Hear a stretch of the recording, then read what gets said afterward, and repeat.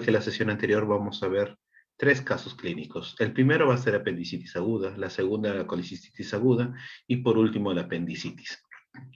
Ya hemos hecho el tiempo de tolerancia para que puedan incorporarse todos los participantes, así que iniciaremos en la brevedad posible. Entonces, este primer caso correspondiente a lo que es apendicitis, debemos de ver que la historia clínica es de una paciente mujer de 58 años de edad que ingresa con un dolor tipo cólico en el cuadrante superior derecho, de aproximadamente un día de evolución asociado con náuseas, niega alergias y medicamentos. Un examen físico se ve un abdomen blando, depresible, ruidos hidroaéreos, 1/3 y signo de McBurney positivo. Con estos hallazgos, aquí está una equivocación en la digitación, no es cuadrante superior derecho, sino es el cuadrante inferior derecho, en la cual se asocia también con lo que viene a ser el signo de McBurney, nos daría la posibilidad de un... No, estoy mal, un momentito por favor, aquí hay un error con respecto a esto, ahora sí. Colecistitis. Ahora sí tiene razón, con razón no me parecía el cuadro. Ya, entonces me equivoqué con respecto al PPT, no es de apendicitis aguda, sino de una colecistitis aguda. Entonces, tenemos a la paciente de sexo femenino de 58 años de edad, que ingresa con un dolor tipo cólico en el cuadrante superior derecho, aproximadamente de un día de evolución, en la cual vamos a ver que el signo de McBurney es positivo. Todo esto nos hace pensar que es un cuadro compatible con una colecistitis aguda. Entonces, continuemos. Se le realiza una ecografía para poder determinar.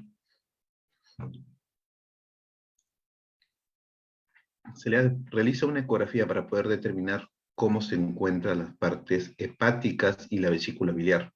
Se encuentra un hígado de 150 milímetros de conegenicidad incrementada. Se encuentra a su vez una vesícula biliar de 140 por 53 milímetros, una pared de 5 milímetros con signo de doble pared, varios cálculos en la porción bacinete de hasta 15 milímetros. En el colédoco se ve unas dimensiones de 5 milímetros. El páncreas se encuentra con tamaño y morfología normal. El vaso va a tener una altura de aproximadamente 80 milímetros, con un parénquima heterogéneo. En la cavidad abdominal no se encuentran masas ni líquidos libres. Con respecto a los hallazgos propios ecográficos, se determina como conclusión una esteatosis hepática leve, una litiasis vesicular que se encuentra propiamente en la región del bacinete, y a través de lo que también se vio que había un signo de doble pared, se llega a la conclusión que hay un edema de pared vesicular que sugiere una patología inflamatoria aguda. Vamos a ver la parte de los laboratorios. Encontramos una hematología en donde el hemograma se encuentra una leucocitos en 9600, que es normal, en el borde superior por lo menos. Abastonados está dentro de los valores normales, los segmentados están en 76%. Se encuentra también monocitos en 2% y los linfocitos en 22%. Una glucosa en 99, una creatinina en 0.8, una urea en 27 y la amilasa no registra valores altos. Además, se encuentra que su grupo sanguíneo y factor RH es O positivo. Entonces, estamos dentro de la definición con respecto a la posibilidad de una patología que vaya a albergar hacia la región de la vesícula biliar. Para tal sentido, debemos tener en cuenta que la vesícula biliar se va a estar detallada de la evolución o del desarrollo propiamente del tallo vitelino, que va a dar origen a la porción del intestino medio y anterior, específicamente que posteriormente va a convertirse en el duodeno. Y también debemos de tener en cuenta que esta región específicamente del intestino anterior, más hacia la región ventral de la región embrionaria, vamos a encontrar que están las prominencias o las muescas que se originarían posteriormente del mesenterio ventral y la parte del divertículo y la parte hepática. Entonces aquí tenemos otra imagen donde vemos el desarrollo de lo que estábamos hablando en el intestino medio, que va a dar paso a lo que es la parte del estómago, la parte que va a dar también a la yema o a la prominencia que va a dar a la región pancreática, su área dorsal. Posteriormente habíamos visto sus prominencias hepáticas y duodenales. Tenemos aquí en la imagen, como se puede ver, ya el desarrollo de una muesca más determinada con respecto a la porción hepática, seguida por la región vesicular. Y esta va a tener su comunicación hacia el árbol biliar con respecto al conducto cístico. Entonces, esto es más con respecto a cómo se da el desarrollo embrionario y sus porciones anatómicas durante su desarrollo. Vemos cómo se encuentra en íntima relación el desarrollo o la progresión hepática junto con la vesícula biliar y el conducto del colédoco y el conducto cístico, como se puede observar también en esta ecografía que se realizó durante el desarrollo embriológico. Perdón. Debemos tener en cuenta que es un saco muscular, específicamente la vesícula biliar, distensible en forma de pera con un volumen de aproximadamente 50 mililitros. Va a tener una longitud total de 7 a 10 centímetros y un diámetro de 3 a 5 centímetros.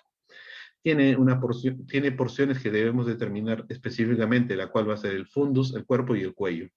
El fundus está llena o sobrepasa el borde hepático anterior y se apoya sobre la pared abdominal. El cuerpo se apoya sobre la porción del descendente del duodeno y sobre la flexura del colon. Y el cuello está por donde sale el conducto cístico, como hemos mencionado. Aquí tenemos la porción, la imagen topográfica de la vesícula biliar, en la cual vamos a ver el fondo, el cuerpo y el cuello, donde vamos a ver que fácilmente se enclavan los cálculos. Hay que tener en cuenta que en esta región interna también vamos a ver que puedan haber ciertas predisposiciones a pólipos, vellosidades, crecimientos anómalos, no necesariamente que sean patológicos o tumorales. Siempre se necesita ser estudiado o seriados para determinar si estos son patológicos o no y tienen cierto grado de malignidad. Se habla de malignidad siempre y cuando estos pólipos o crecimientos sean mayores de 5 milímetros cada progresión, cada año de revisión. Como debemos de saber con respecto a la vesícula biliar, esta también va a estar nutrida o perfundida por arterias, y hay que tener en cuenta que las arterias que van a nutrir específicamente la vesícula biliar son las arterias císticas, que es rama de la arteria hepática derecha, y la vena que va a recabar o recuperar todo el drenaje venoso va a ser la vena cística. Aparte de ello, debemos tener en cuenta que estas van a estar determinadas a través del conducto biliares y del cuello. Penetran en el hígado a través de la vena porta y también con respecto a las venas de los conductos hepáticos. Con respecto a la región del cuerpo y el fondo, drenan directamente hacia la cara visceral del hígado por las porciones sinusoidales. Con respecto a su drenaje linfático, este es a través del ganglio cístico, que va a drenar directamente hacia la región del ganglio hepático y posteriormente al ganglio celíaco. Con respecto a la inervación, debemos de tener en cuenta que esta está inervada por el plexo celíaco y también por porciones del nervio vago y nervio frénico. Con respecto a las porciones histológicas de la vesícula biliar, debemos de tener en cuenta que estas son los pliegues de las mucosas, que es normal, no hay ninguna alteración, pero si hubiera algún crecimiento anómalo debería de ser estudiado. Seguido hacia la región más externa, debemos de darnos cuenta que tenemos lo que es la porción del tejido conjuntivo, que también brinda cierto soporte a la porción de la mucosa. Y entre lo que va a estar el tejido conjuntivo de soporte, en este corte histológico se van a ver los senos de Kokitoski, que van a permitir una porción de también brindar cierta secreción de mucina hacia la región intraluminal. Esta es otra imagen histológica con un teñido cromográfico a través de la pared de la vesícula biliar, en la cual vamos a ver lo que viene a ser la porción de la mucosa, la porción muscular externa y posteriormente lo que se viene a estar determinada por la parte externa, que va a ser la región de la adventicia, como podemos observar aquí.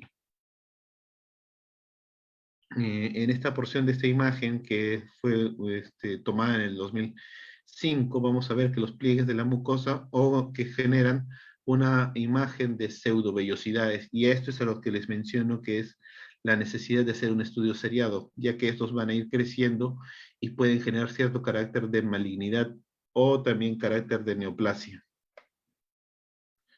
aquí podemos observar lo que son los pseudovellosidades que van a unirse y van a generar unas pseudocriptas. Y estas van a estar en íntima relación con respecto a la lámina propia de la mucosa y posterior con respecto a la capa de la adventicia. Y como sabemos aquí en la misma imagen, encontramos con gran cercanía lo que viene a ser el parénquima hepático. La fisiología con respecto a la funcionalidad de la vesícula biliar. Debemos de tener en cuenta que la vesícula biliar va a actuar frente a estímulos como la colicistopinina, la cual va a estar propiciada en su secreción cuando se encuentran elementos lipídicos dentro o el interior de la luz del duodeno.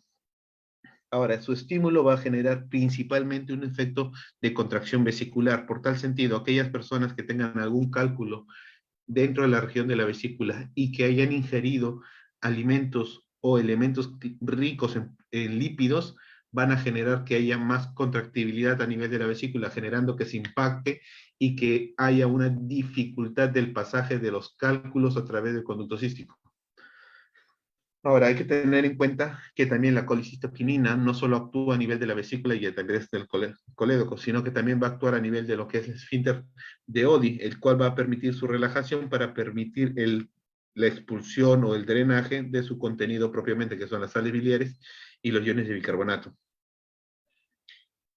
Hay que tener en cuenta, perdón, que lo que va a estar asociado a lo que es la región hepática es la secreción o generación de bilis o sales biliares y que van a ser captadas por los canalículos hepáticos. Esos canalículos hepáticos van a llegar hacia la región del colédoco y como está cerrada la ampolla, no va a permitir el pasaje y de forma retrógrada llega hacia la región de la vesícula biliar para poder hacer su proceso de concentración.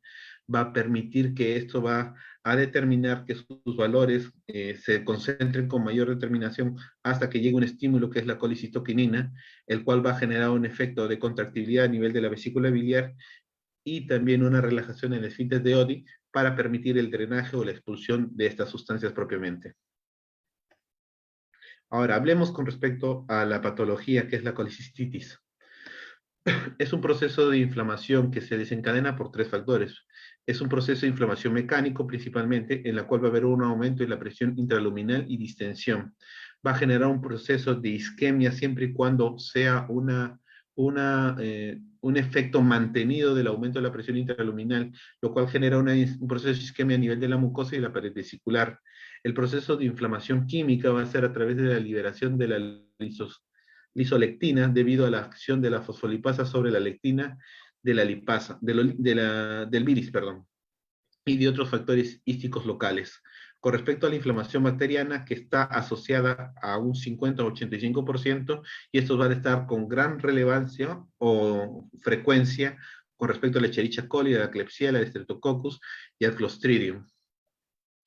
Debemos tener en cuenta que los factores desencadenantes usualmente es un proceso obstructivo a nivel del conducto cístico, que va a ser el 90% por un proceso de litiasis. Con respecto a un proceso sin obstrucción o por otros efectos no mecánicos, van a ser por un proceso de éstasis biliar, y esto se va a deber a un proceso de ayuno o de ingesta, o falta de ingesta prolongada. Con respecto a los ácidos biliares, es de acción deleteria sobre la membrana, va a generar un proceso de índice asociado a la isolectina y a la lectina aumentada. Con respecto a los mediadores que van a estar determinados por las prostaglandinas, específicamente va a ser asociada a la prostaglandina E1. Con respecto a las bacterias que habíamos mencionado que tiene gran importancia, del 50% de los cultivos van a ser determinados positivos, en los cuales se van a ver que son los gram negativos intestinales, y que va a ser determinado en las primeras 48 horas hasta determinarse entre el quinto y el séptimo día. El proceso de isquemia, que también es un factor desencadenante, va a estar relacionado con la distensión de la pared vesicular, con la disminución del flujo sanguíneo propiamente de la vesícula, siendo la mucosa la más sensible sobre todo este proceso isquémico.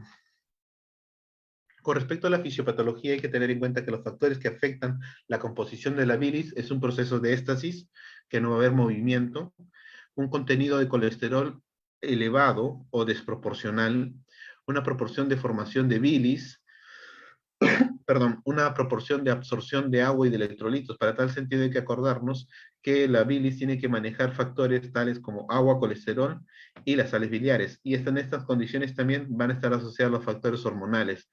Y con respecto a los asociados a los factores patogénicos y específicamente a los microbianos, debe haber un proceso de infección bacteriana, la cual va a estar determinada entre un 50 a un 75%. Con respecto a la formación de los cálculos, va a estar dependiente a si son por una formación de cálculos de calcio o de estruita. Ahora, con respecto a la producción de las prostaglandinas y las mucinas, estas también van a determinar su factor desencadenante con respecto a la precipitación de los cálculos.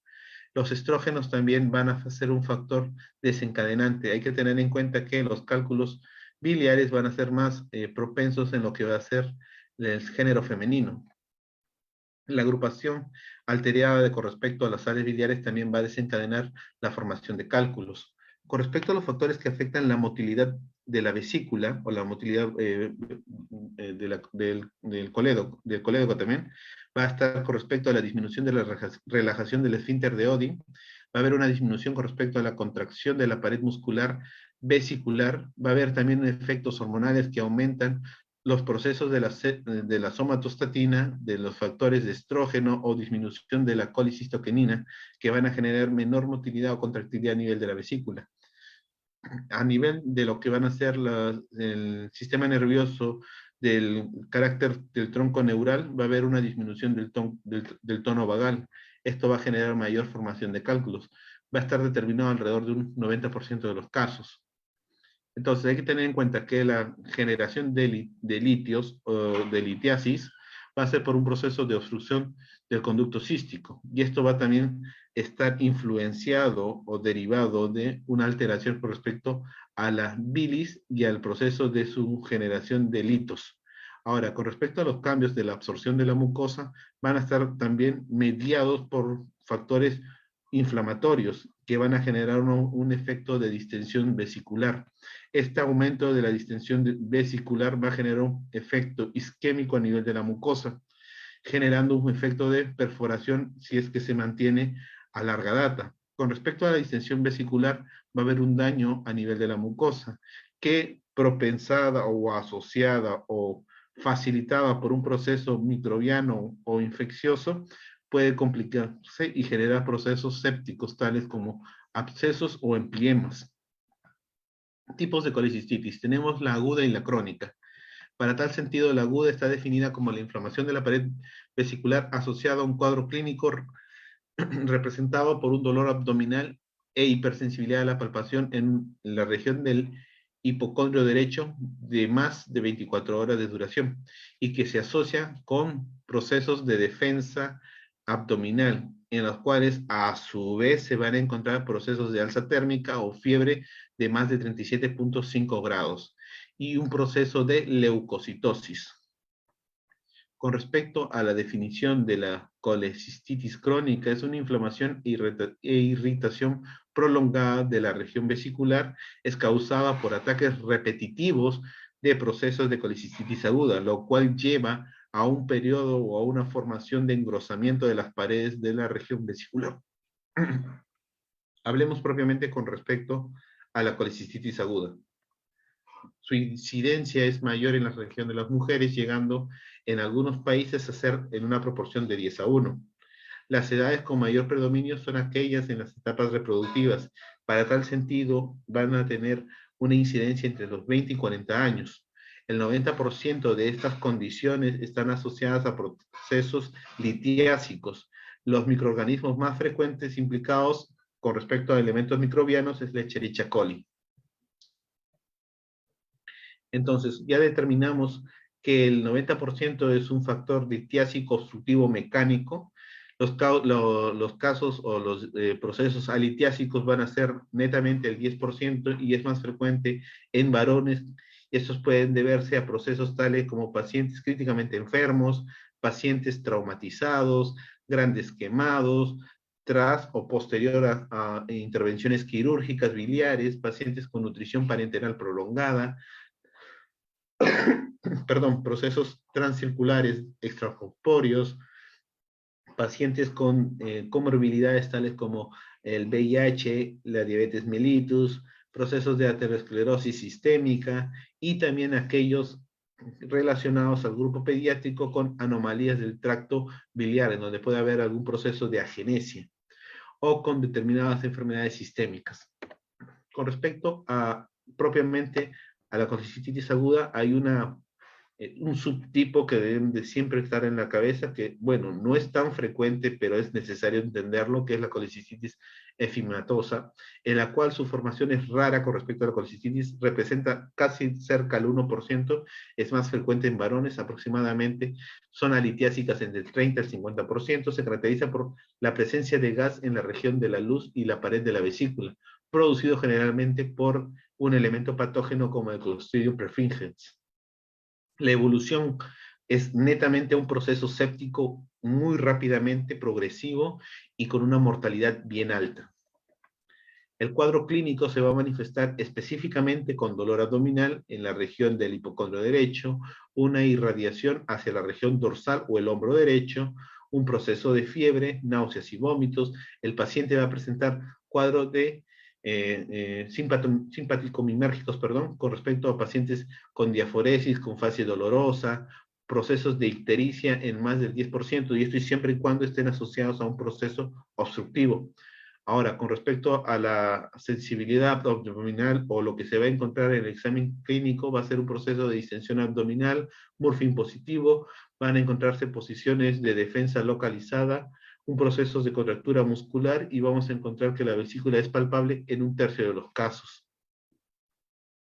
El dolor abdominal que va a mencionar el paciente es en la región del hipocondrio derecho, de grados de moderado e intenso, que empeora de manera progresiva. Es un dolor tipo cólico o punzante algunas veces. Aumenta con la ingesta de alimentos muy condimentados, irritantes, grasas y aquellos que son o determinan factores como la colicistoquinéticos. Y estos van a estar asociados a elementos que tengan café y chocolate. Con respecto a los factores de dolor abdominal, va a generar una disminución en la deambulación, va a haber un proceso de ayuno en algunas ocasiones. Puede tener una duración mínima de 5 a 10 minutos o puede durar hasta periodos más prolongados, determinándose hasta en horas. En muchas ocasiones este dolor puede ser irradiado hacia la región de la espalda, zonas en la zona interescapular o la región escapular o hacia el hombro derecho propiamente. Del 60 al 70% de los pacientes refiere haber tenido ataques en las regiones anteriores y que remitieron de manera espontánea. Con respecto a la exploración, se va a encontrar que hay un proceso de hipersensibilidad en la región del hipocondrio derecho con un dolor que impide un proceso de inspiración y este va a ser el signo de Murphy positivo. El proceso de ictericia o el hallazgo de la ictericia no es habitual, solo cuando se produce un proceso de pancreatitis, en la cual va a haber un proceso de compresión extrínseca del colédoco por la vesícula severamente inflamada o excesivamente inflamada. Si el dolor se intensifica de forma súbita, la reacción peritoneal aumenta, junto con la fiebre, en la cual vamos a encontrar temperaturas mayores de 39 grados, se debe sospechar de una perforación a nivel de la región vesicular. El diagnóstico netamente es un proceso que va a estar asociado con respecto a la anamnesis y a la exploración física. Y vamos a encontrar la triada en la cual vamos a encontrar el dolor en la región del hipocondrio derecho, de comienzo brusco, fiebre y leucocitosis. Este es un signo muy sugerente con respecto a una colicistitis aguda. Con respecto a los hallazgos laboratoriales, el 75% va a ser un proceso de leucocitosis en los cuales los glóbulos blancos van a estar por encima de los 10.000 con una desviación izquierda. A su vez, también van a encontrarse procesos de bilirrubina elevada y esto va a estar determinado en un 25% de los casos. Y también se van a encontrar procesos de la misma disposición del 25% en las cuales se van a ver aumento de las enzimas hepáticas, en estas van a ser las transaminasas. En los exámenes que se deben de realizar para poder observar cómo se encuentra la vesícula, puede ser una radiografía simple, en la cual se va a observar un cálculo si es de consistencia o de formación con calcio, ya que este elemento va a generar una condición de radioopacidad y estos van a ser alrededor del 20% de los cálculos que se van a poder encontrar con respecto de la colicitis aguda por un efecto obstructivo. A su vez, también se pueden encontrar procesos como ilion regional o gas intramural. Aquí en esta radiografía se puede observar que se encuentra una colicitis con una porción efisematosa, perdón, en las cuales claramente, bueno, a ver si nos permite ver la imagen, perdón, aquí encontramos la región efisematosa. Hay que recordarnos que la porción de la radiografía, todo lo que se ve con negro, es perteneciente a gas, y aquí claramente se puede observar cómo se encuentra una porción de aire cerca a la porción del colédoco. Otros exámenes auxiliares que se pueden utilizar para poder evaluar la vesícula biliar son los exámenes ecográficos, en los cuales se pueden hacer a través de una ecografía abdominal, método de elección con una gran sensibilidad y especificidad que llegan a ser cerca del 95%. Los criterios mayores para el diagnóstico de una colicitis aguda es una porción que podamos observar un halo hipoecogénico perivesicular de diámetro vesicular, en las cuales las porciones anteroposteriores sean mayores a 4.5 centímetros. Los criterios menores van a ser un engrosamiento de la pared que van a estar mayor a 3 milímetros, se observa barro biliar, se encuentran procesos de litiasis vesicular de alrededor de entre el 90 al 95%, y lo que va a ser el Murphy ecográfico positivo. Con respecto a lo que es la porción de la vesícula biliar, aquí vamos a observar claramente que tenemos la vesícula y aquí encontramos aire. Aquí también tenemos la porción de la vesícula, aunque en esta imagen del lado izquierdo no se determina fácilmente dónde está la concentración de aire para poder determinar que es una colicitis efisematosa.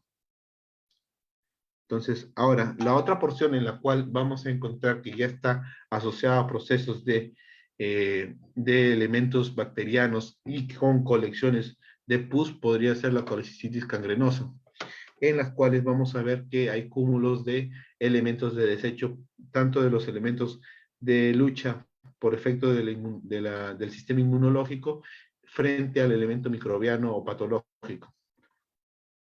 Otro examen que se puede determinar es con respecto a la tomografía, en los cuales van a verse limitados para realizar los casos, efectos de duda o en caso de que no se pueda realizar una ecografía.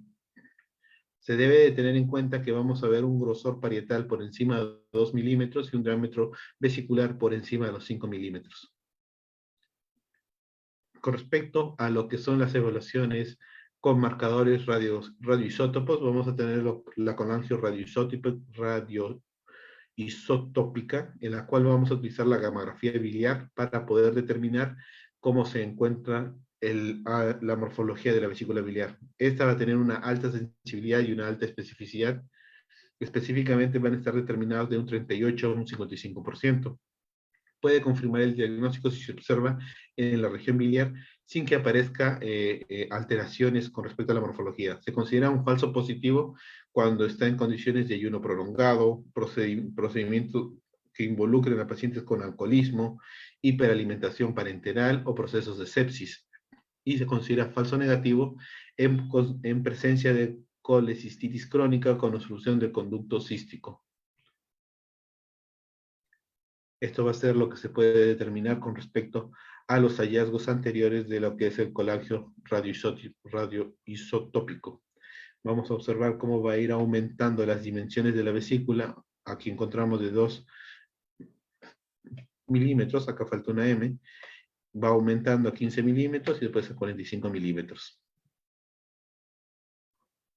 Con respecto a los diagnósticos diferenciales de esta entidad patológica, debemos de tener en cuenta que también puede estar asociado a un proceso de pancreatitis aguda, a procesos de úlcera péptica, a cólico renal, a procesos de alteraciones hepáticas por alcoholismo u otros cuadros relacionados a procesos infecciosos como la idiatidosis hepática, que es propiamente de un elemento infeccioso parasitario, y procesos de absceso hepático que también puede estar realizado a parásitos Ahora, hay que tener en cuenta que los otros cuadros que debemos de tener en cuenta son también efectos de procesos neoplásicos, tales como tumor hepático complicado o procesos de cáncer a nivel de la región vesicular.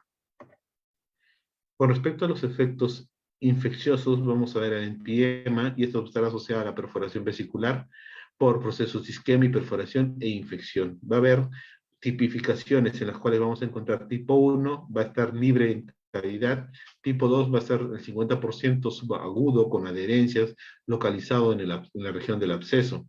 Y el grado 3 es un proceso crónico con fístulas entre la región de la vesícula y otro órgano. Estos usualmente son con la región del colon, ya que tienen gran cercanía anatómica. Y cuando se generan estas fístulas, fácilmente los cálculos precipitan hacia la región del colon, hacia la región del ciego, generando un proceso de hilio, propiamente por el cálculo que se enclava en esta región. Con respecto a la formación de fístulas, debemos tener en cuenta que el hilio biliar es propiamente por el proceso de la fístula que va a determinar el paso del contenido de la vesícula hacia la región intestinal. Esto va a ser conocido como un síndrome de Mirici, complicaciones raras en las que el cálculo vesicular impacta en la región del conducto cístico o el cuello de la región vesicular, lo cual comprime el colédoco, lo obstruye y origina procesos de ictericia. El tratamiento clásicamente para la colicistitis aguda van a ser determinados principalmente por un proceso de hospitalización, manejo del medio interno, hidratación, corrección de las alteraciones hidroelectrolíticas, suspensión de la ingesta oral, o sea, nada por vía oral, procesos analgésicos en caso requiera, a través del uso de la miperidina o los AINES. Y también se debería hacer el uso de antibióticos en caso de que estuviéramos pensando a través de una pancreatitis gangrenosa. Para tal sentido se utiliza la piperacilina, la ampicilina o el ciprofloxacino, moxifloxacino o cefalosporina de tercera generación. A su vez, también se debería de utilizar la sonda nasogástrica para poder descomprimir el tubo digestivo superior y permitir evacuar los elementos tales como el contenido alimentario de la región del estómago y no pueda generar un efecto que el vómito llegue hacia la vía respiratoria inferior, complicando al paciente posteriormente. Las complicaciones postoperatorias por un proceso de infección de la herida y formación de absceso o sepsis se ve reducida siempre y cuando el paciente es tratado con anticipación con elementos antibióticos.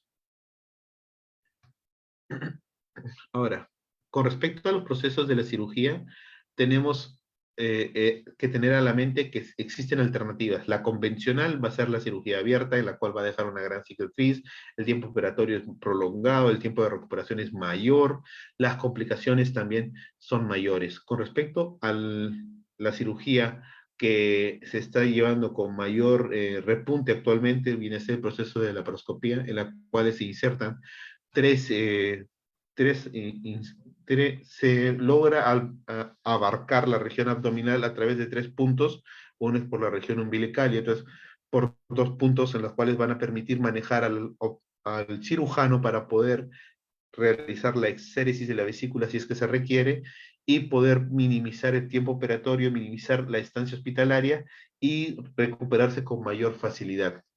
Ahora, con respecto a la percutánea, también tiene sus ventajas con respecto a la cirugía convencional o abierta. El momento óptimo depende del proceso de la estabilización del paciente para poder determinar por cuál se puede escoger el proceso quirúrgico para la intervención. La colicistectomía precoz es el tratamiento de elección en la mayoría de los pacientes con un proceso de colicistitis aguda. Es preferible realizar una intervención tardía si la situación clínica global del paciente implica un riesgo inaceptable durante el acto quirúrgico. El paciente con diagnóstico de colicistitis aguda aún dudoso. Aquí se puede observarlo con respecto a la técnica de la laparoscopía. Se encuentra ingresando el trocánter mayor por donde va a entrar hacia la región umbilical, por donde se va a situar la cámara para poder determinar dónde está la región a operar. Y por las partes laterales, específicamente por los flancos, se van a ingresar tanto las pinzas como las otras implementos para poder manipular, movilizarse y poder hacer la exéresis de la región vesicular. Con respecto a la colicistitis percutánea, va a ser un proceso en el cual vamos a ingresar a través de la piel a través de una inserción. Esto va a ser un elemento guiado propiamente por un ecógrafo para poder determinar que llegamos hacia la región vesicular y poder permitir manejar los cálculos o los elementos tales como procesos neoplásicos, si es que se van a realizar procesos de biopsia. Con respecto a la sospecha clínica de un proceso de colicistitis aguda, se debería de solicitar implementos tales como elementos de hemograma, gasometría, bilirrubina, fosfatasa alcalina, transaminasa, hemocultivo, sistemas de examen de orina. Con respecto a imágenes, vamos a ver radiografía de tórax, de abdomen, vamos a saber utilizar elementos de ecografía o puede ser elementos más avanzados como la gammagrafía biliar. Esto debe estar determinado para poder observar adecuadamente la morfología de la vesícula biliar y poder saber en qué escenario estamos o si nos estamos enfrentando frente a alguna sospecha de un proceso neoplásico. Se va a caracterizar el proceso de la colicitis aguda en aquel paciente en la cual se encuentra una temperatura mayor a 38 grados centígrados, se encuentra verificado, ratificado por un examen laboratorial en la cual se encuentra una leucocitosis por encima de 14.000, se encuentra una bilirrubina por encima de 3 miligramos por decilitro. ¿Existe alguna duda o consulta? Veo que alguien, o veo o escucho que alguien tiene su micro abierto. Participante Jessy Rodríguez, ¿tiene alguna consulta?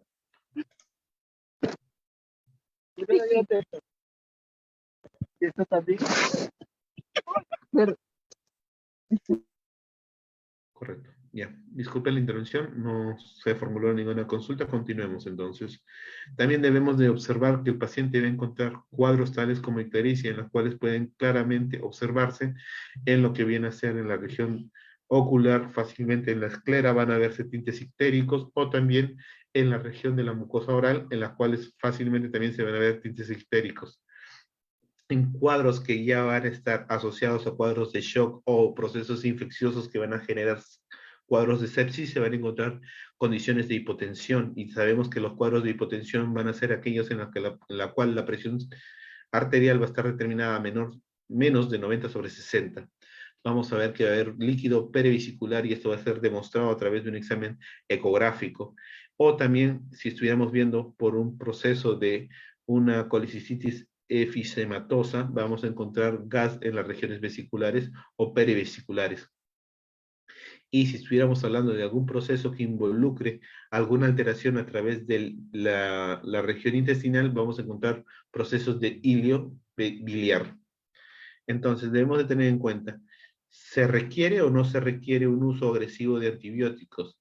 No, el tratamiento va a ser más convencional, empírico, en la cual vamos a utilizar la piperacilina con el trasuboxetán, o también se puede adicionar elementos como la ceftriaxona o la cefotaxima, ciprofloxacino o la oxafloxacino, la amoxicilina con el ácido clavulámico. Si necesitamos hacer un tratamiento más agresivo por un proceso gangrenoso o infeccioso séptico, podríamos utilizar la mezcla de la piperacilina con el trasuboxetán más un aminoglucósido, que va a albergar o a aumentar el margen terapéutico. Otra alternativa es la imepinen con lo que es la cilastina, el ciprofloxacino más el metronidazol. Y esto va a estar esperando a poder confirmar el diagnóstico y si es que se reúnen los criterios necesarios para realizar una intervención quirúrgica. Ahora, disculpen, se hace el diagnóstico confirmado. Entonces debemos de observar, hay signos de peritonitis, hay signos de defensa, hay signos de rebote, está en un estado tóxico, si está en un estado tóxico, aparte de tener hipotensión, vamos a ver que la fiebre va a estar por encima de los 39 grados centígrados y se va a mantener sostenida. Los procesos de leucocitosis van a estar disparados por encima de los 20.000 y van a haber procesos de masa abdominal. Va a generarse una tensión menor a 90 milímetros de mercurio, que está dentro de la definición de un cuadro de hipotensión. Y con respecto al proceso de ilium, va a haber procesos de obstrucción intestinal. Aparte, va a continuar con proceso de ictericia, proceso de líquido libre a nivel de la cavidad peritoneal, que también va a estar determinado por un proceso de una peritonitis. Va a haber gas a nivel de la región de la pared de la vesícula, que está asociado a un proceso de una colecistitis efisematosa. Va a haber el proceso de edema en la región de la pared, que clásicamente es por el proceso de inflamación que va a aún persistir con los procesos de aumento de la presión a nivel de la mucosa, generando mayor proceso de isquemia y disminución de perfusión en esta misma, generando también procesos de que puedan haber mayor ulceración y mayores perforaciones y drenajes inadecuados, generando también que haya mayor contenido de líquido en la región peritoneal libre. En caso de que no hubiera ninguno de los que estuviéramos mencionando, se realizaría un proceso de colecistectomía dentro de las 72 horas posteriores de inicio de los síntomas.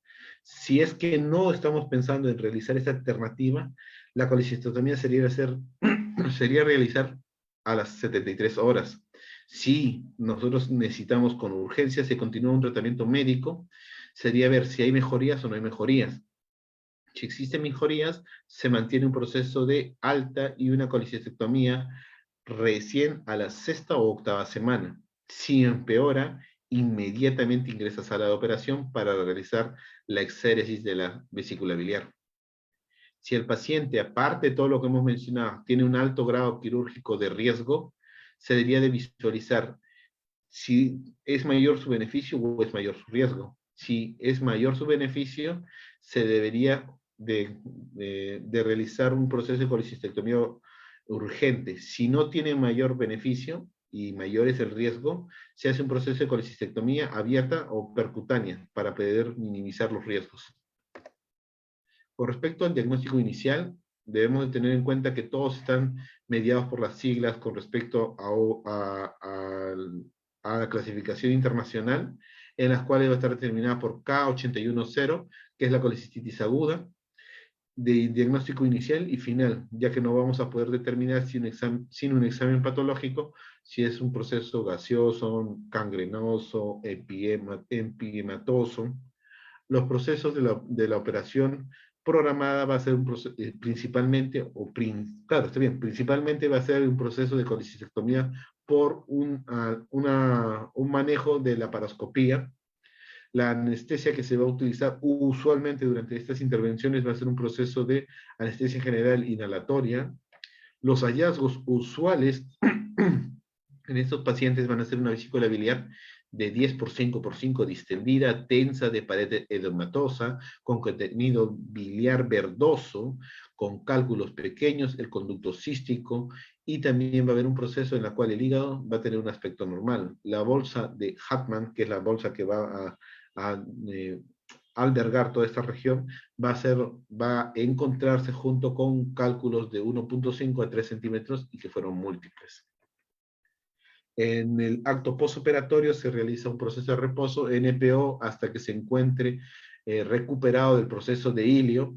Se van a hacer el control de las funciones vitales cada 6 horas. Como no va a estar ingiriendo nada por vía oral, se va a manejar la hidratación y también su aporte energético por medio de la dextrosa al 5% en 1 litro, la cual va a estar determinada a 30 gotas con cloruro de sodio al 20%. El manejo con respecto a la analgesia va a ser el metamizol con 2 gramos, y a su vez también este va a permitir a manejar los procesos de temperatura, la cual se va a dar de manera endovenosa cada 8 horas. El antibiótico que se va a manejar va a ser el proceso de la ciprofloxacina de 200 miligramos, 2 ampollas endovenoso cada 12 horas. La fitomedonadiona se le va a dar una ampolla endovenosa cada 24 horas. El diclofenaco va a ayudar al manejo y a un proceso antiinflamatorio, el cual se va a brindar de 75 miligramos endovenoso cada 12 horas. La metoclopramida, con respecto a aliviar los procesos de gases, va a ser un proceso, una terapéutica de una ampolla endovenoso cada 8 horas. Y con respecto a la dimeticona, también va a ayudar a un proceso a los cuales se va a dar por vía oral cada 8 horas. Con respecto al ciprofloxacino, debemos tener en cuenta que es una quinolona de segunda generación, eficaz. Con respecto a la farmacodinámica, es un proceso que va a generar una actividad bactericida, va a actuar a nivel de la ADN girasa, específicamente a través de la topoisomerasa 2. Su farmacocinética va a ser un proceso que va a ser administrado ya sea por vía oral o endovenosa. Su pico máximo en la cual va a actuar va a ser a 1 hora o 2 horas.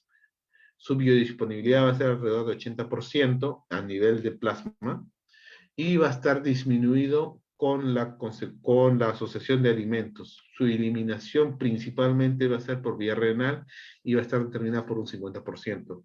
Con respecto a su seguridad, tienen sus reacciones adversas a los medicamentos más frecuentes, va a ser el proceso de intolerancia, cefalea, insomnio, tendinitis raramente y procesos de rash. Va a interactuar fácilmente con medicamentos tales como los antiácidos, los AINES y las santinas, y va a estar contraindicado en aquellos pacientes que tengan procesos de tendinitis, lactancia o en gestación, ya que está demostrado que está determinado en el grupo C. Tiene bajo riesgo, mayor beneficio, por eso se usa con frecuencia. Sus dosis usuales de abarcar o de uso en vía oral son de 250 miligramos cada 12 horas, el endovenoso es de 150 miligramos cada 12 horas, teniendo una dosis máxima de 1.5 gramos. En cambio, en niños se usa de 7.5 a 15 miligramos kilo día cada 12 horas. Aquí tenemos lo que viene a ser un resumen con respecto a farmacología para aquellas personas que estuvieron preguntando en el grupo. Este es un resumen algo rápido con respecto al grupo farmacológicos, pero lo que estamos hablando con respecto a las quinolonas, que va a actuar a nivel de la ADN girasa, es específicamente en la inhibición de la subunidad A de la ADN girasa, y también esto va a generar un proceso a nivel de la polimerasa de la ARN. Su espectro de actuar es altamente activo contra los bacilos gram negativos aerobios y enterobacterias. Tiene cierta actividad contra algunos gram positivos y micobacterias. Activa contra la Pseudomonas aeruginosa, el Enterobacter, el Escherichia coli, la Klebsiella, la Enterobacter, el Citrobacter y el Proteus. Algunas bacterias gram positivas, como el Staphylococcus aureus, están en determinadas especies micobacterias, como la clamidia y la rickettsia.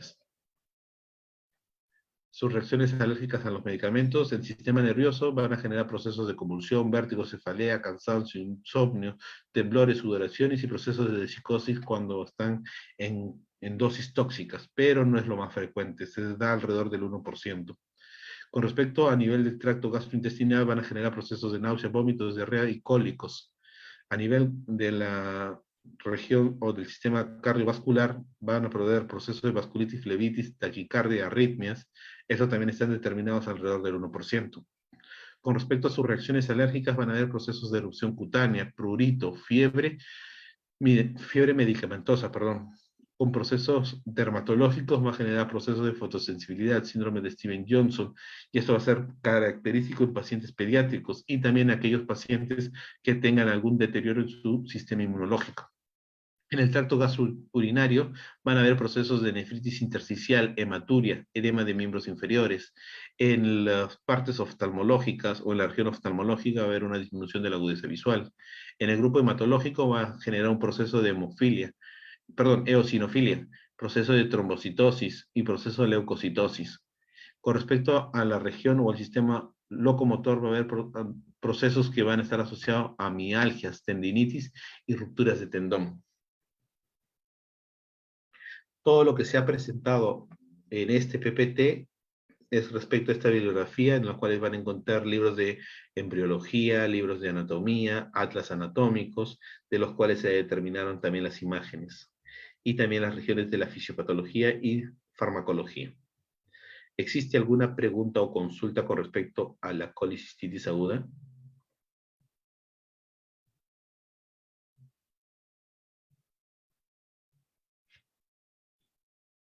Entonces, al no haber ninguna consulta o pregunta, pasaremos a la siguiente PPT.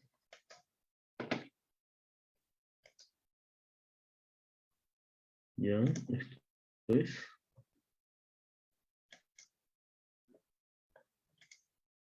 Por favor, me dicen si se logra visualizar el siguiente PPT, que es con respecto a pancreatitis aguda.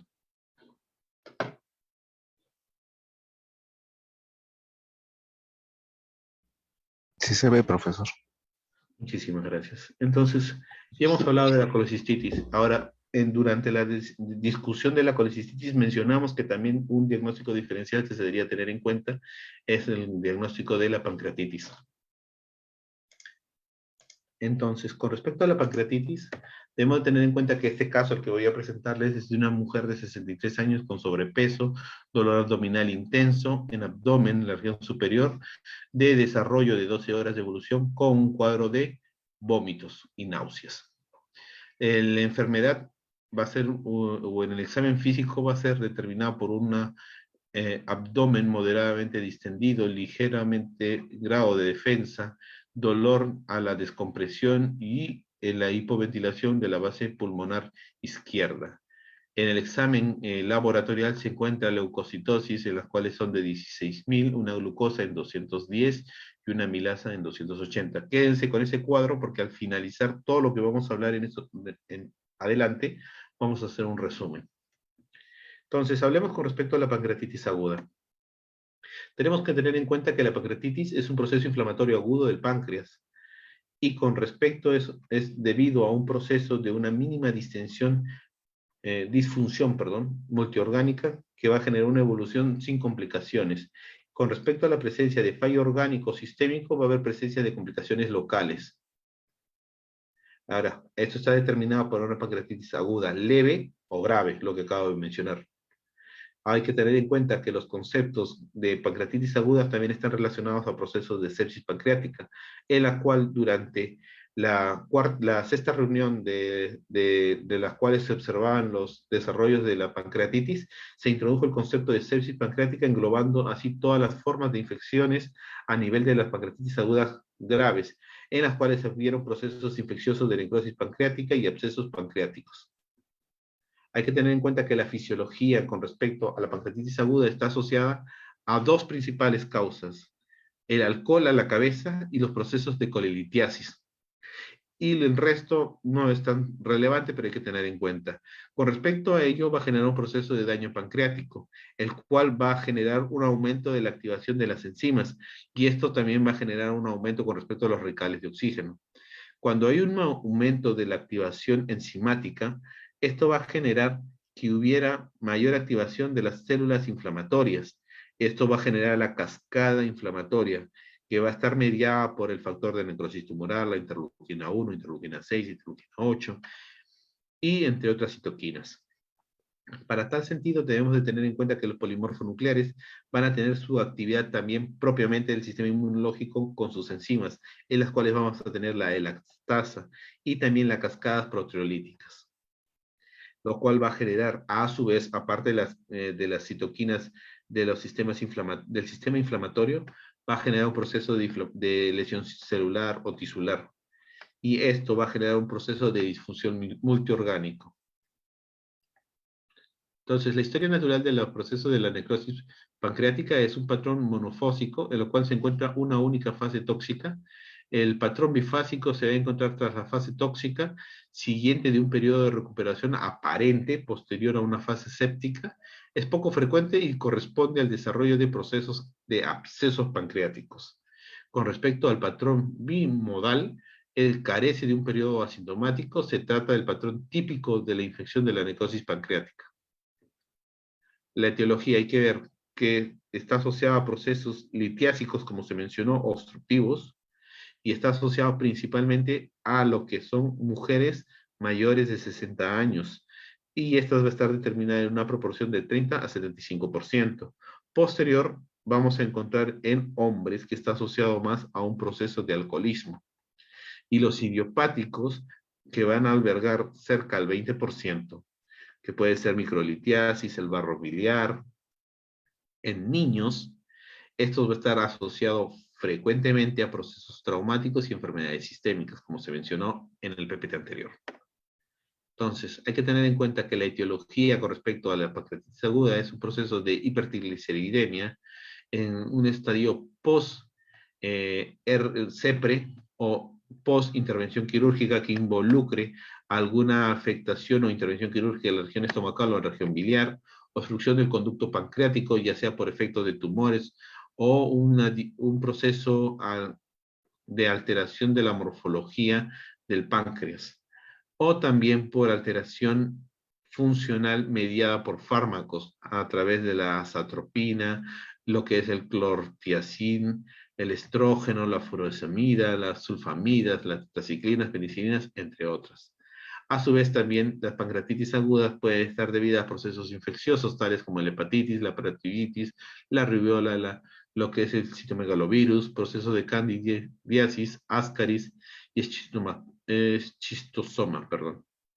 Y también con respecto a alteraciones hormonales, encontramos lo que son la hiperparatiroidismo.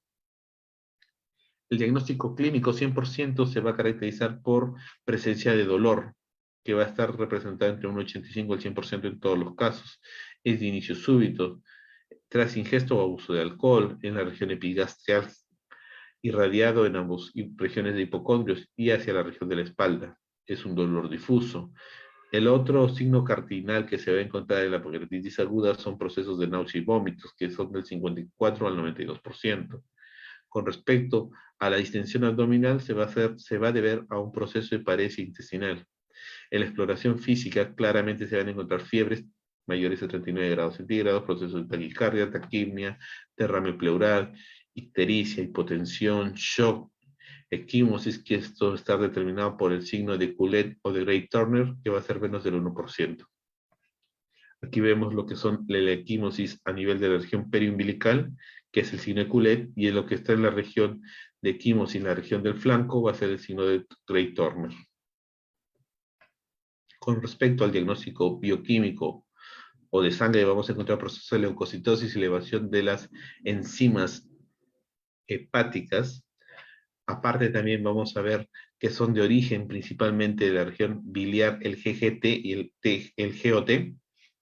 Vamos a ver disminución en las porciones de calcio que van a ser por formas necrohemorrágicas, elevación de los niveles séricos de las enzimas pancreáticas. Vamos a ver que va a haber un aumento de la amilasa, que va a ser 3 veces por encima de los valores normales, muy sensible, poco específico, va a estar aumentado en las 6 a 12 horas de inicio, se normalizan posterior a las 48 horas, después puede detectarse en la orina fácilmente. La lipasa es más específico, dura entre 3 a 5 días. Con respecto al péptido activador de la tripsinógeno, es un marcador muy precoz de la amilasa, poco disponible en los laboratorios, si se está promoviendo la detección a nivel de la orina. Diagnósticos diferenciales que se debe tener en cuenta es un proceso de perforación de víscera hueca, la colecistitis aguda, la isquemia mesentérica, un embarazo ectópico, un infarto agudo de miocardio, un proceso de apendicitis y los procesos diverticulares. Signos de gravedad. En la región clínica o en el aspecto clínico vamos a encontrar taquicardia, hipotensión, insuficiencia respiratoria y o renal, CID, procesos de shock, signos de Coulet y Turner y signos de peritonitis. Con respecto a los signos de gravedad de la región bioquímica o laboratorial, vamos a encontrar aumento de la amilasa y la lipasa, marcadores inflamatorios tales como el factor necrocitumoral, la citoquina, específicamente la interleuquina 6, los polimorfos nucleares, el elastasa aumentada y la procalcitonina, siendo el mediador más importante usado la procalcitonina. La proteína C reactiva, lo que es el PCR en la parte de laboratoriales, es un reactante de la fase aguda, no es un marcador precoz, su pico usualmente se da entre las 48 a 72 horas. El PCR mayor a 150 miligramos por litro se puede encontrar fácilmente durante las 48 horas. Su valor predictivo positivo es alrededor del 67% y el valor predictivo negativo es del 86%. Es decir, que fácilmente puedes descartarlo, pero no puedes asegurar que estás frente a un escenario de un proceso de gravedad. Tiene mayor mortalidad cuanto más edad tenga, un cuadro de obesidad mayor y procesos de hiperdislipidemia. Me estaba olvidando con respecto a los hemoconcentrados, en los cuales vamos a encontrar los hematocritos mayores a 44%, y esto no va a ser, no se va a encontrar en menos de 24 horas, y esto va a estar relacionado a procesos de necrosis. Con respecto a la pancreatitis aguda, será grave cuando se reúnan los siguientes criterios. Los criterios clínicos y bioquímicos o de sangre o laboratoriales, en los cuales debemos de generar un proceso de individualización, no son suficientemente sensibles ni específicos para identificar los pacientes con una pancreatitis aguda grave. Entonces debemos de tener en cuenta que existen scores, tales como de los de Ransom y Glasgow, que van a ser determinados por encima de las 48 horas, no solo útiles para una valoración inicial. En cambio, los que se pueden determinar en las primeras 24 horas son el Apache 2 o el Apache 2 modificado, en los cuales va a generar un mayor cálculo complejo.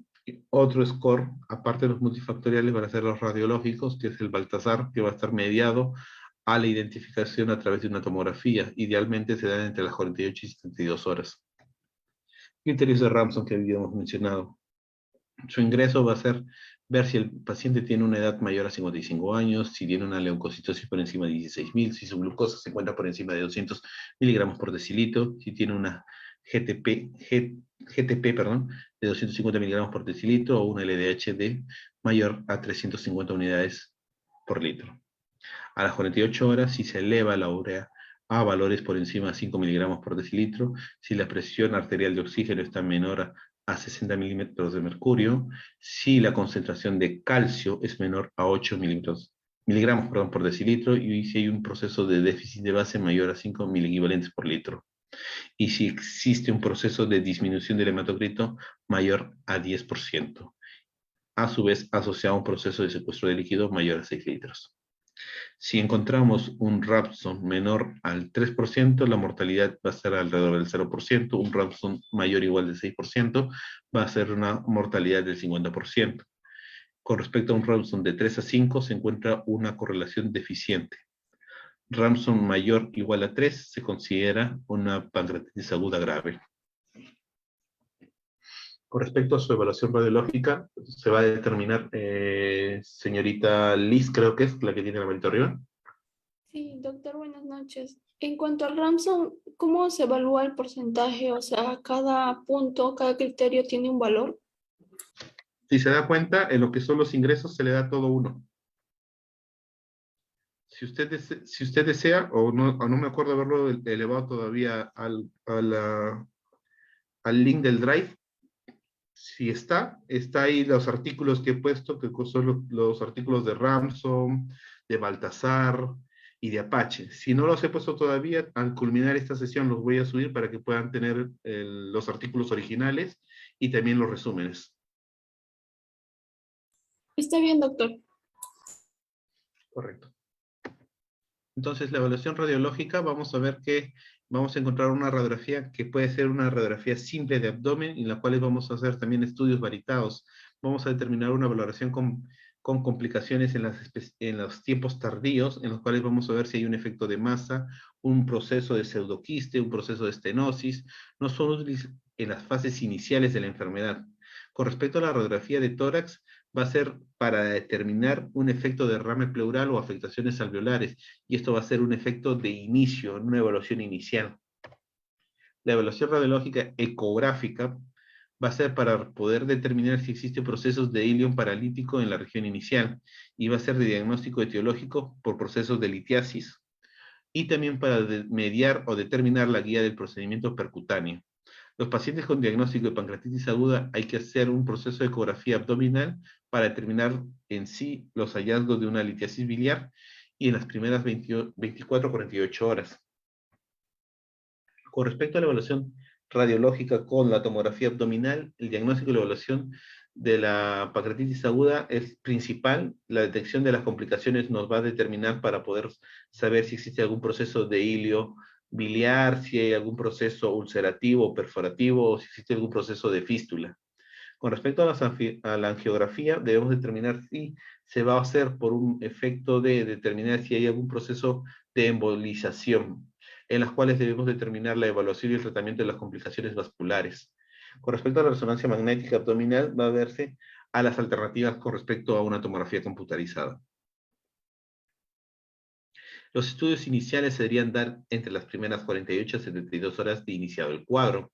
La pancreatitis aguda grave va a ser, como hemos mencionado, un Ramson mayor o igual a 3, en las cuales se va a encontrar que una pancreatitis aguda leve, que no mejora después de 72 horas o que empeora, que se tiene duda durante su diagnóstico, hay que hacer un estudio de seguimiento para descartar complicaciones. En caso de una pancreatitis grave, en las cuales vamos a estar estudiándolos entre la 7ª y 10º día, y o antes de dar de alta, deberíamos de mediar si existe algún tipo de mala evolución o una evolución tórpida.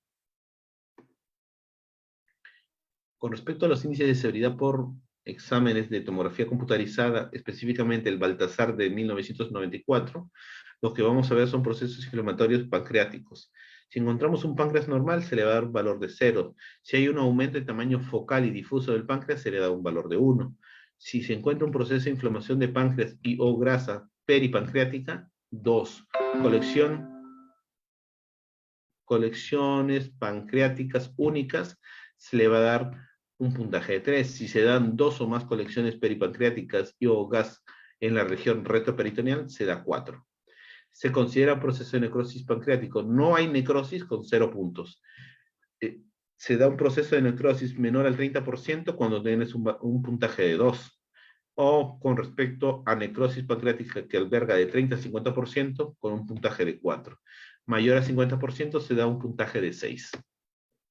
Manifestaciones morfológicas. Se puede observar que en esto se encuentra un páncreas normal. Aquí vemos claramente el páncreas, como si fuese un proceso algodonoso. O puede haber un proceso de aumento de tamaño, o un proceso inflamatorio a nivel peripancreático. Manifestaciones morfológicas. Vamos a ver complicaciones locales que puedan verse a colecciones líquidas o necrosis peripancreáticas o necrosis pancreáticas, que son principalmente un efecto precoz. Los abscesos o pseudoquistes o complicaciones vasculares son más tardías y se pueden determinar usualmente por encima de las 4 semanas. Los procesos de necrosis pancreática, vamos a observar una aparición precoz entre las 48 y 72 horas, vamos a ver un área difusa o focal del páncreas no viable. A través de la tomografía computarizada se van a encontrar áreas pancreáticas con baja o nula captación de contraste. Aquí podemos ver cómo se encuentra el páncreas. Aquí está todo aumentado de tamaño, no sé si llegan a ver. Y con respecto a la necrosis pancreática, es que no captan contraste. Aquí claramente se capta, pero aquí ya no están captando. Esta sería la cabeza, la cola. Son las dos regiones que no están captando. Entonces, como marcadores o indicadores de pronóstico, debemos de tener en cuenta que un paciente sin necrosis tiene 0% de complicaciones, 0% de mortalidad y hasta un 6% de complicaciones. Y se puede dar una graduación de una necrosis menor al 30%, también puede tener 0% de mortalidad y un 50% de morbilidad. Y si está por encima de los 30% de necrosis, se da un porcentaje de 29% de mortalidad y 94% de morbilidad. Con respecto a la necrosis pancreática infectada, aparte se va a observar que va a estar por procesos de colecciones patológicos que puedan generar un proceso de empiema. Y aquí vemos toda la colección de una necrosis pancreática infectada.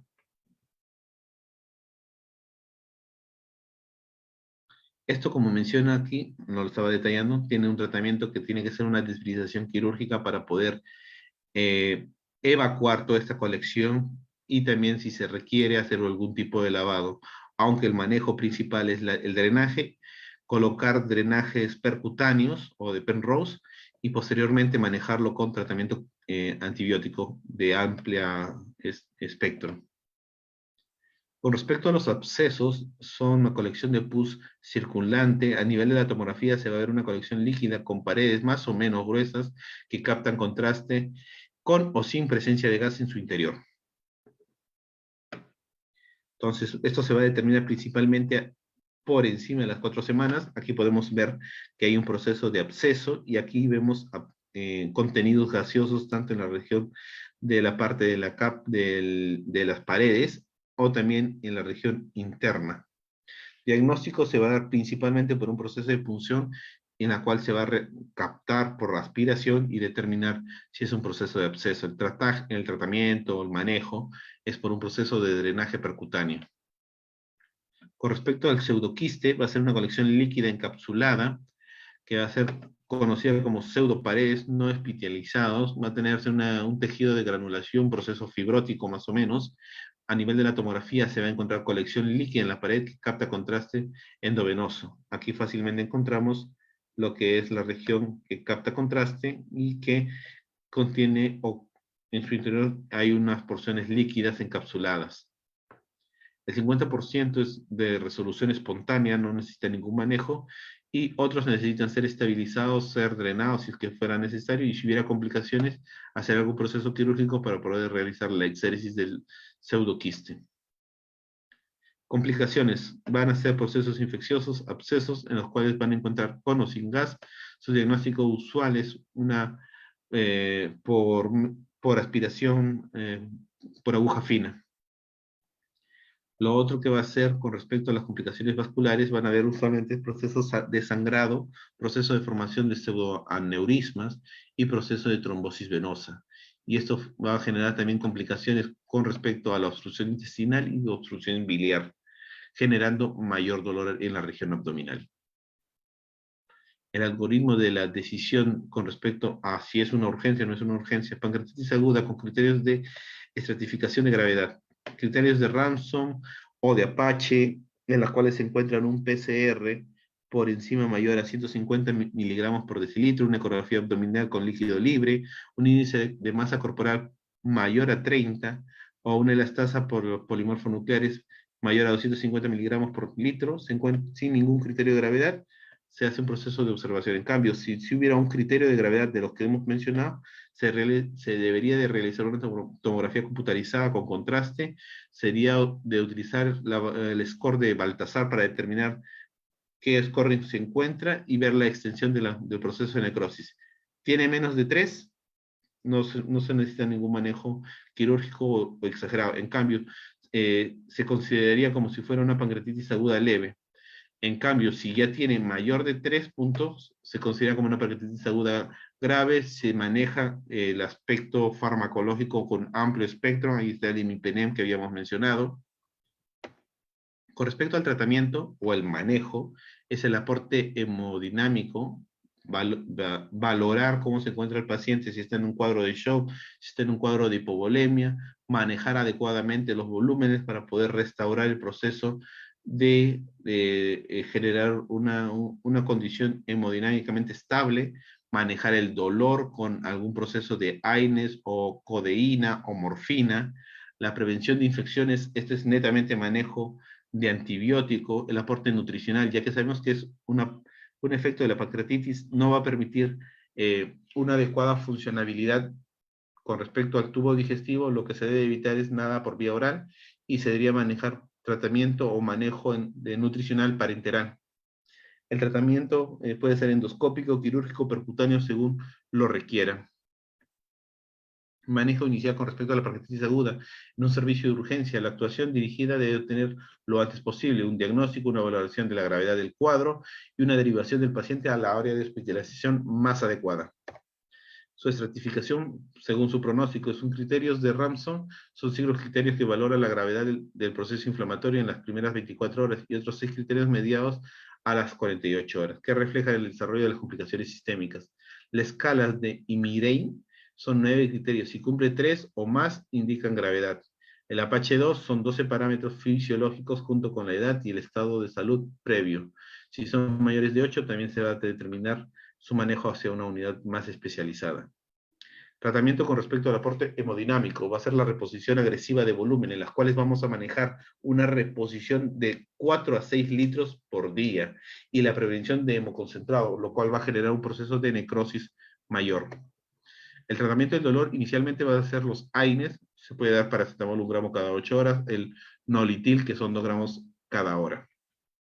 Si es insuficiente, se puede pasar a los narcóticos tipo opioides, la morfina en bolo, en infusión o perfusión. No evidencia que hubiera un aumento en la presión del esfínter de Oddi. Por tal sentido, no debería de medirse o restringirse el uso de la morfina. El tratamiento preventivo con respecto a los procesos infecciosos van a estar determinados principalmente a un 30% con respecto a la pancreatitis aguda grave, principal causa de morbimortalidad, la aparición tardía que se va a dar alrededor de la segunda y tercera semana. Esto vamos a mediar o manejar principalmente a los bacilos gram negativos, pero también debemos tener en cuenta que hay procesos tales como los estafilococos y los hongos. Los antibióticos que penetran con respecto al daño, a la noxa pancreática, van a ser usados tales como el imipenem, la cefalosporina de tercera generación y las quinolonas, solo si se considera un proceso de necrosis. Recomendaciones generales con respecto a la profilaxis antibiótica. Se debe iniciar en todos los pacientes con evidencia de necrosis pancreática demostrada. Gol estándar de diagnóstico, una TAC, en la cual se puede encontrar colección, pus, o también aire o gas en la región de las paredes o dentro de las colecciones de líquido. Una precintado tanto de la gravedad clínica como la extensión de la necrosis. El tratamiento antibiótico se inicia por vía endovenosa tan pronto sea posible. Con respecto a la profilaxis antibiótica de elección, el antibiótico en la primera dosis debe ser el meropenem, 1 gramo cada 8 horas, el ciprofloxacino, otra alternativa que se puede dar con 400 miligramos cada 12 horas, o lo que viene a ser el pefloxacino, que viene a ser de 400 miligramos cada 8 horas, asociado a metronidazol, que es de 1200 miligramos cada 24 horas. En caso de que no pudiéramos manejarlo con ninguno de los que hemos mencionado, la alternativa de más amplio espectro es la piperacilina con el tazobactam, el cual es de 4.5 gramos a cada 6 horas. Recomendaciones generales con respecto a la profilaxis antibiótica. La duración de la profilaxis antibiótica debe ser mantenida al menos 14 días y prolongada si se necesita o si se observa que existen complicaciones sistémicas. Debe presentar atención lo antes posible ante la posibilidad de los peligros del uso indiscriminado de profilaxis antibiótica frente a un escenario de una pancreatitis aguda grave, como la posibilidad de poder generar resistencia bacteriana y la consideración de tener la superinfección por hongos. Hay que acordarnos que todos los antibióticos lo que barre es la flora normal que se encuentra a nivel del tejido afectado, o sea, donde deseamos hacer el efecto deseado de los antibióticos.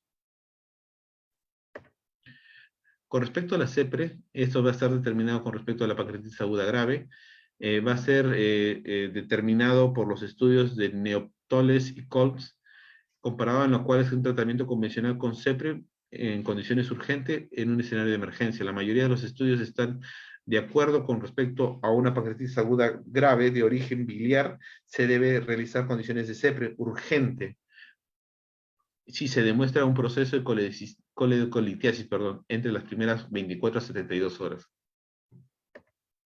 Con respecto al tratamiento endoscópico, de persistencia con respecto al proceso de obstrucción biliar en caso de empeoramiento, el pronóstico aumenta la severidad del proceso y predispone a un proceso de colangitis bacteriana.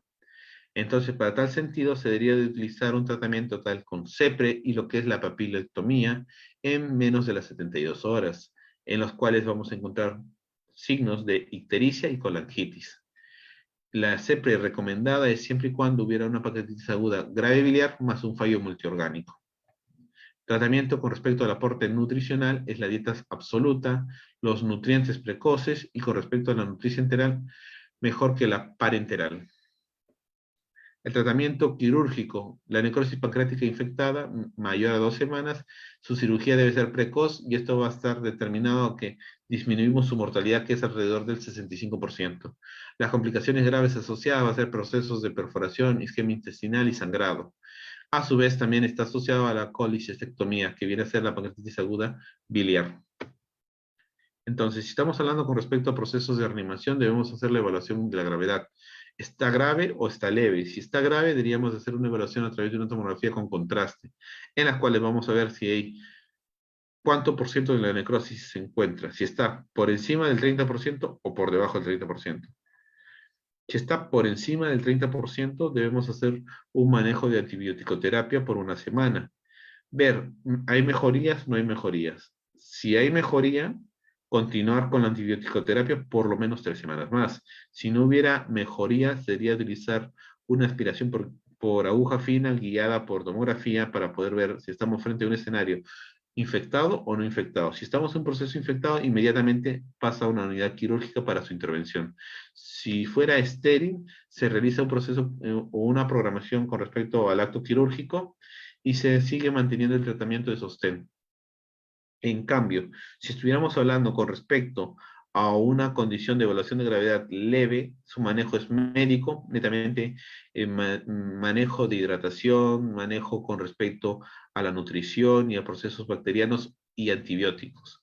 Y eso también está determinado frente a aquellas personas que tengan una evaluación de gravedad grave, pero con la tomografía no se encuentran no se encuentran menos que 30% de necrosis. La pancreatitis aguda, con respecto a ello, esto es todo lo que se ha utilizado en la bibliografía para poder hacer el desarrollo de este tema, en las cuales hemos visto lo que son las guías de Baltasar, las guías de IREM y las otras con respecto a lo que hemos mencionado. De estas, en su link del Drive les voy a subir todas estas que son las guías que se han utilizado para que puedan leerlas a detalle y tenerlas más detalle, más información con respecto a ello. ¿Alguna consulta o pregunta con respecto a pancreatitis para pasar a la última PPT?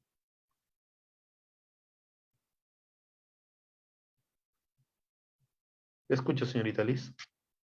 Doctor, en una necrosis pancreática que necesita cirugía, en ese caso, si se logra extirpar, no sé si en su totalidad se puede lograr, ¿no? Entonces no habría que regule los niveles de glucosa en sangre. ¿Tendría que tener un tratamiento con insulina aparte o es que ya el paciente no tiene porcentaje de mortalidad o algo así? Su mortalidad aumenta de por sí, pero con respecto a su tratamiento postoperatorio, va a necesitar el tratamiento con insulino dependiente. Va a necesitarse inyectar insulina de por vida para poder manejar sus glicemias. Aparte, como también se va a tener que suprimir las regiones pancreáticas que están encargadas de la generación de las enzimas que van a intervenir en el proceso de degradación, también va a necesitar implementos nutricionales para poder brindar al estómago de elementos de enzimas que se van a activar con el pH y que posteriormente cuando pasen a la región duodenal puedan hacer su efecto tanto a los grupos carbohidratos, lipídicos y proteicos. Ahí está bien, doctor. Muchas gracias. Correcto. ¿Alguna otra consulta o pregunta por parte del grupo presente o si no para pasar al último PPT que viene a ser apendicitis? Correcto, entonces pasemos al último PPT. Un momento, por favor, permítanme.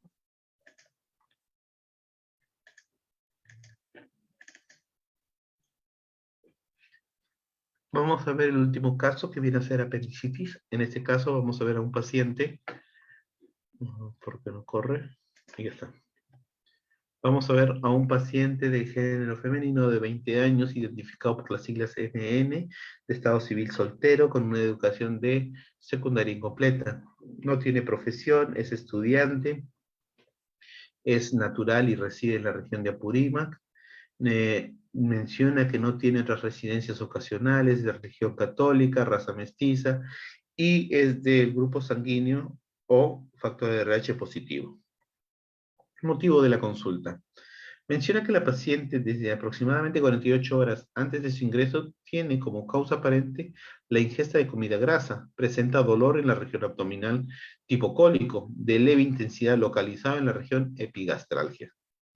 Por tal motivo, se automedica con buscapina, pensando que pueda ser un dolor de características de la vesícula biliar, compuesta con lo que cede aparentemente el dolor. Posterior a ello, y al cabo de 4 horas aproximadamente del cuadro de dolor, se exacerba, localizándose en la fosa ilíaca derecha, de tipo continuo, teniendo una intensidad de 3/4, que se acompaña con procesos de anorexia, náuseas, alza térmica no cuantificada, por lo que se automedica con una segunda ocasión con buscapina. Al no ceder, recién busca ayuda en un centro de salud.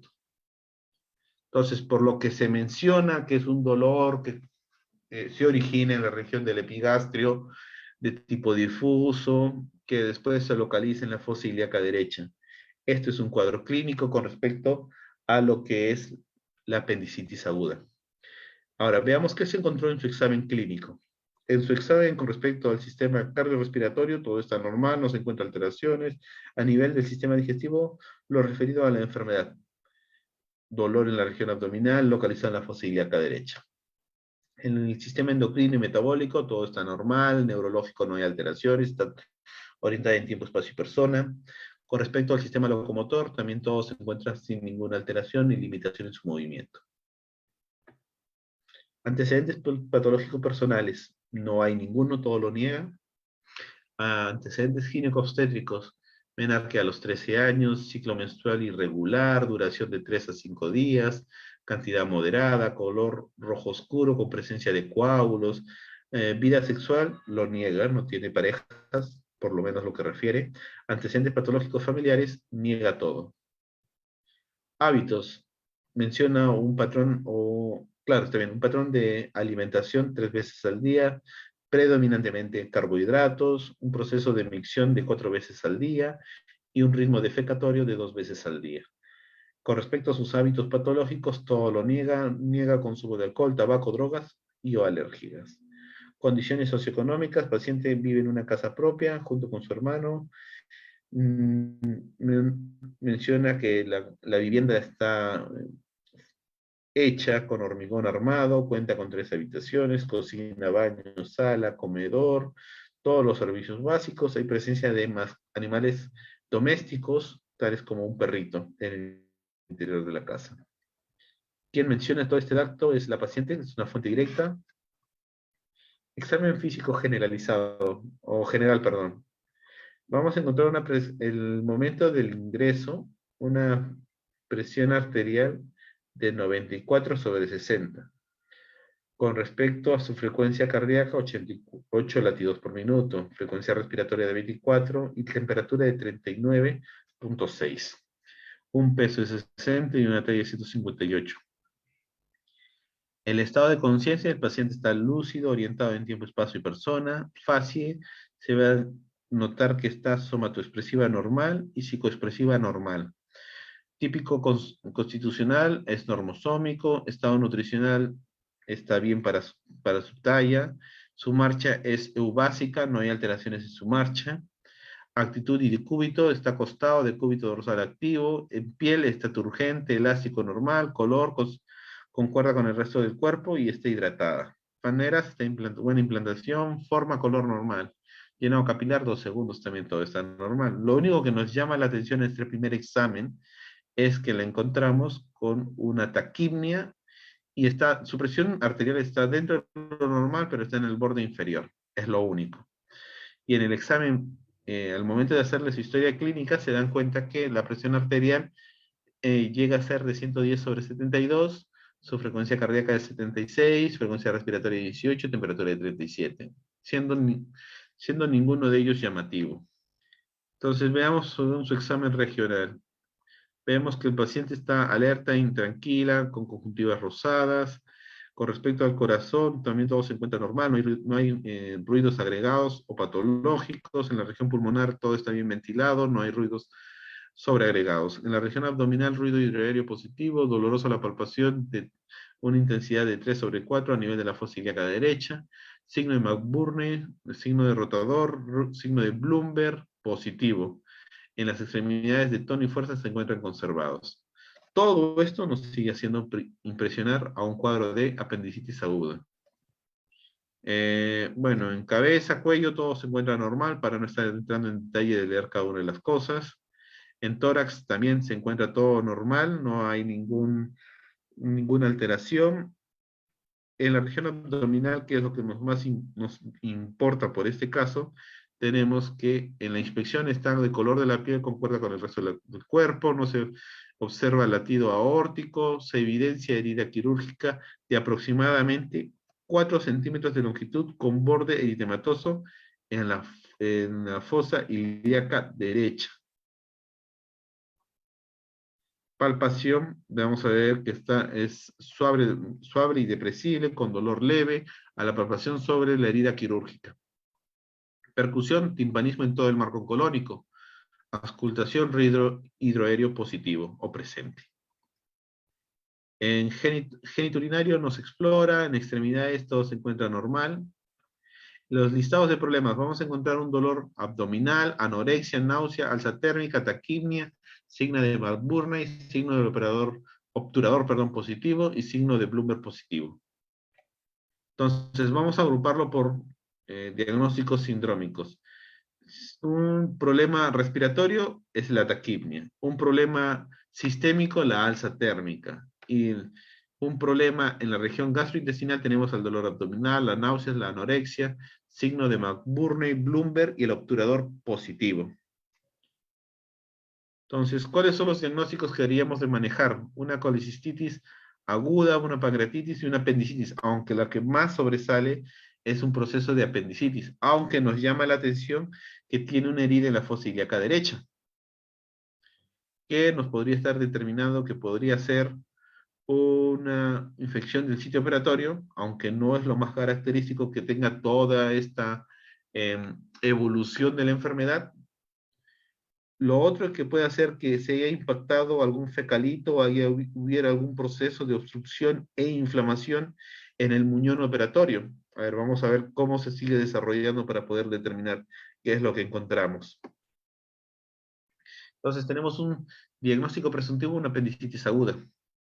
Para tal sentido se pidió análisis laboratoriales, en los cuales se encontraron los leucocitos en 13.480, a predominio neutrófilos con 89%, 89.600 que se encuentra el hematocrito en 32.9, la hemoglobina en 10.5, aquí acabamos de detallar que existe otro problema que viene a ser un cuadro de anemia, las plaquetas se instalan en 170.000, están normales, la bioquímica sanguínea, la glucosa está en 100, la creatinina en 1.2 y la urea en 38. Con respecto a la fórmula hemática, vamos a encontrar que tiene con respecto a las hematías de 5.7, las células epiteliales numerosas, los piocitos de 10 a 12.